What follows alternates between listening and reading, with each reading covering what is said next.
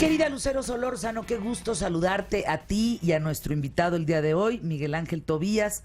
Gusto, mi querido director, que estés aquí en los micrófonos de ¿Qué tal, Fernanda?, con este documental El caos y el orden, que platicábamos en el corte, la maravilla que es Felgueres, Manuel Felgueres, este zacatecano, precioso mexicano. Ay, no, es picudísimo. Y dices, Lucero, este es un gran trabajo de Miguel Ángel Tobías. En efecto, bueno, bienvenido primero, qué bueno que estás aquí, muchas gracias. Vas y vienes, como dices, de España a México, México, España. Para mí fue un gratísimo regalo el documental, es de una gran belleza plástica, porque hacer un trabajo sobre un artista plástico en el cine implica que tú, de alguna forma, como cineasta, también entres a esa plasticidad, ¿no?, de la obra del creador. Y Manuel Felgueres es una figura impresionante, un hombre muy brillante, qué lucidez, qué simpático, pero sabes sobre todo qué me encantó de su personalidad, qué sencillo.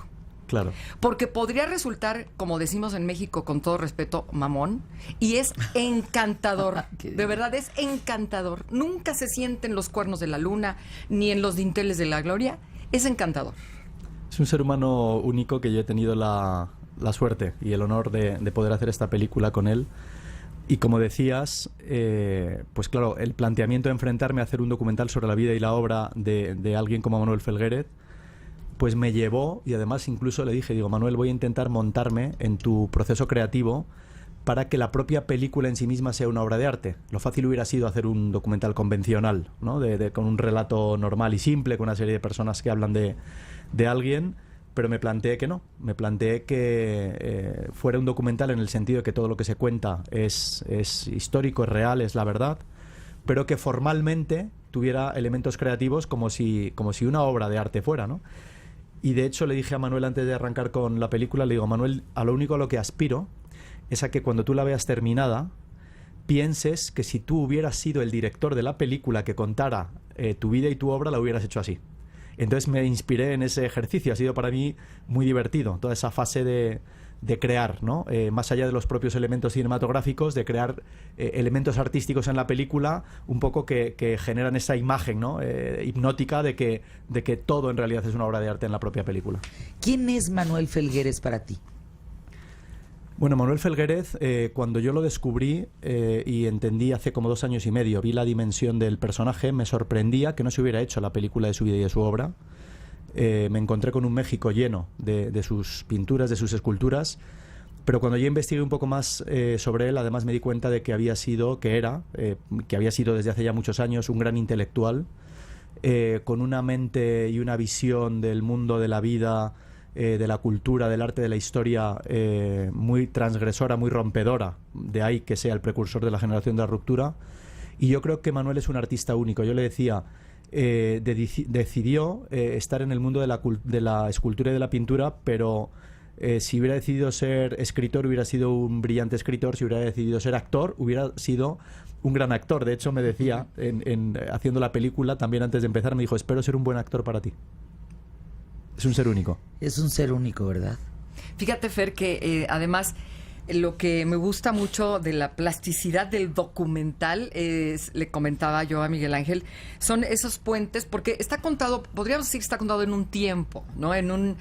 Visitar a Felgueres, que está ante la cámara prácticamente 65% del tiempo, y su obra, pero también él también nos va a llevar a su pasado, a este punto de quiebre de los artistas del momento, los 50s, en que deciden que este arte oficialista mexicano, de los muralistas, de todo este apoyo muy gubernamental, etcétera, ya no opera, ¿no? Y en México querer romper con eso en esa época era un gran riesgo.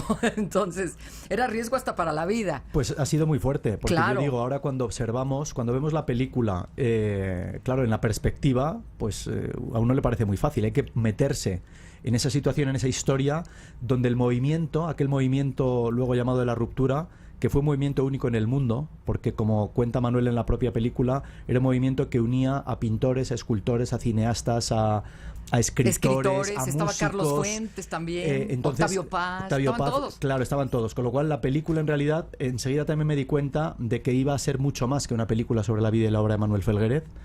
En realidad también es un homenaje a toda esa generación de gente, de intelectuales que se atrevieron a romper con ese oficialismo y que pensaron que México tenía que avanzar en otra dirección, que había que abrir las puertas de México al mundo, y ese grupo realmente lo hizo posible, ¿no? Lo consiguió.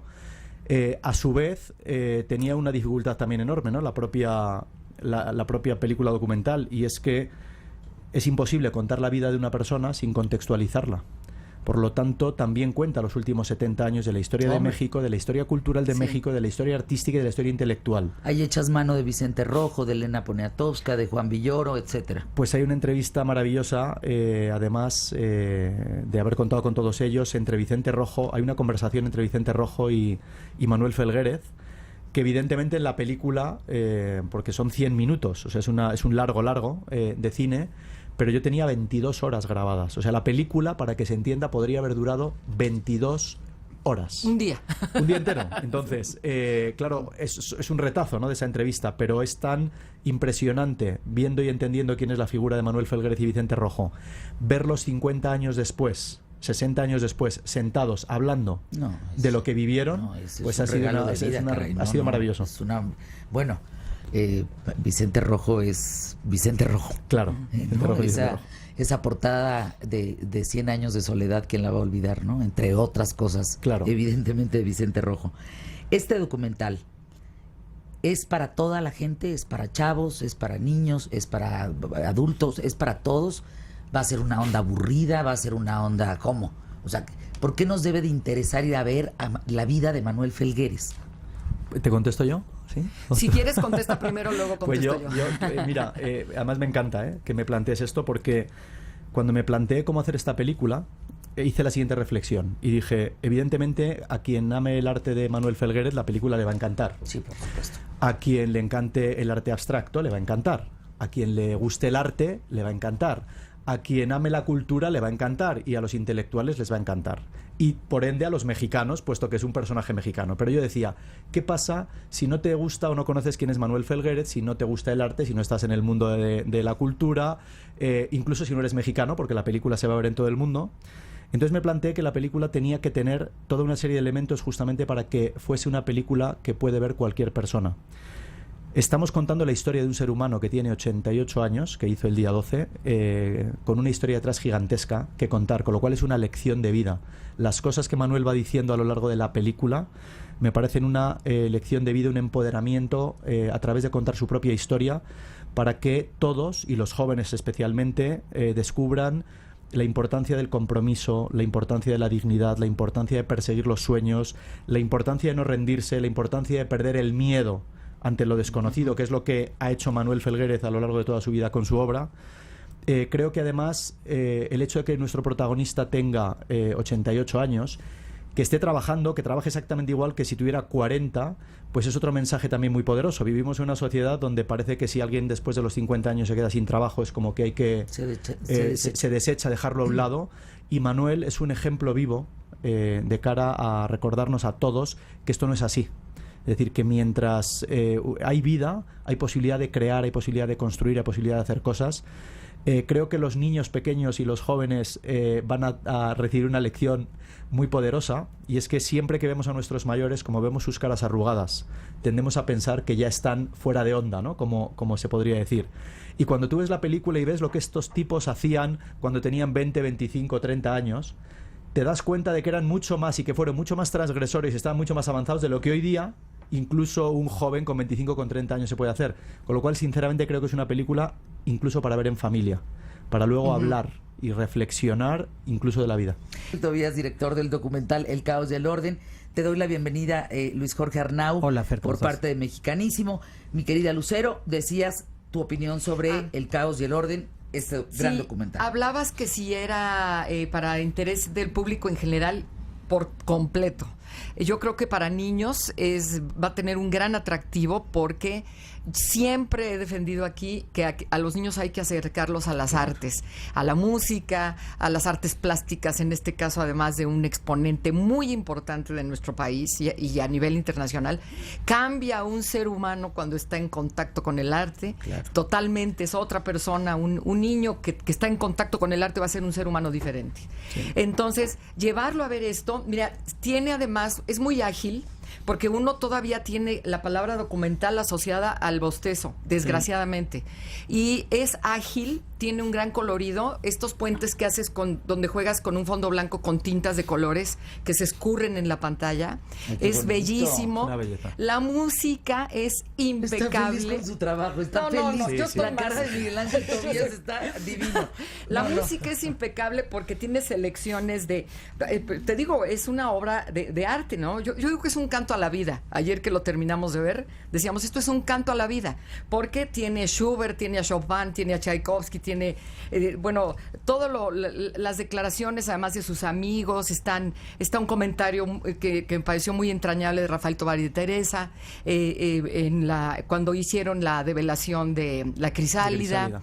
Él es un tipazo, cómo habla de sus amigos, cómo habla de su pareja actual, de esta mujer que se convierte en su compañera entrañable, pero sobre todo lo ves trabajar en el taller, ves cómo tira las pinturas, cómo hace manchas, cómo hace arte de una mente lúcida, increíblemente creativa, y yo creo que eso en familia se disfruta enormemente.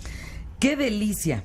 ¡Qué delicia de trabajo, Miguel Ángel Tobías! ¿Te vas a todo el mundo con él? Sí, hemos tenido la suerte de que Cinépolis agarrara la película, y ya desde que la vieron, la anécdota maravillosa es que Cinépolis, que está estrenando películas todo el día, todos los días, y el propio Alejandro Ramírez, que yo se la envié, me contestó en un mail al día siguiente y me dijo: Miguel Ángel, hemos disfrutado mucho viendo la película. Por favor, la queremos distribuir nosotros. La vamos a cuidar, la vamos a amar como mexicanos. Entonces está siendo esto como un viaje alucinante que se convierte en, como dice Manuel en una de sus frases, te juro que muchas de las frases de la película las podemos aplicar todos los seres humanos en cualquier faceta de nuestra propia vida. Entonces él dice algo en el mundo del arte que es aplicable a cualquier otra cosa. Dice, cuando un artista se enfrenta a una obra, dice, uno sabe dónde empieza, tiene una ligera idea de a dónde quiere llegar, pero nunca está seguro de por dónde anda. Pues esto es lo que es la vida. Esto es la vida, pero es lo que nos sucede cuando nos enfrentamos a cualquier circunstancia o situación. Para mí ha sido lo mismo con la película. El nivel de humildad de Manuel llega a tal punto que cuento una anécdota maravillosa, y es que cuando estábamos hablando de hacer la película, me dijo: Miguel Ángel, ¿estás seguro de que vas a arriesgar tu dinero para hacer una película que hable de mí? ¿Tú crees que esto le va a interesar a alguien? Este es Manuel Felguérez. Y yo le dije: Manuel, de la misma manera que tú me cuentas, mira, se me ponen los pelos de punta. Digo, de la misma manera, de la misma manera que tú me cuentas, ¿no? Que cuando te enfrentas a una obra, tú no puedes estar pensando qué va a pasar con ella después. Tú la haces porque sientes que tienes que hacerla. Digo, yo después de conocerte siento que tengo que hacer esta película. Luego Dios dirá qué pasa. Sí. Pero lo que sí es verdad es que la película la vamos a hacer. Tienes que hacer el camino. El camino hay que hacerlo. Fíjate, Fer, que no quiero evitar omitir que el narrador es Imanol Arias, que es un muy, muy importante actor español. La gente lo puede identificar porque él es el protagonista de una serie que se llama Cuéntame cómo pasó, ¿no? Sí. Que es exitosísima, la ha pasado aquí el Canal 22 o el Canal 11, no me acuerdo cuál. Imanol Arias tiene una gran voz, además tiene una gran dicción, y él es el narrador de este documental. Pues está ya en cartelera. Está ya en cartelera desde hoy. El caos y el orden. En México, El caos y el orden, y mañana en Guadalajara. Y luego ya irá recorriendo todas las ciudades del país y salimos ya fuera de México al mundo. Bueno, pues gracias por estar aquí, Miguel Ángel Tobías. Gracias, mi querida Lucero.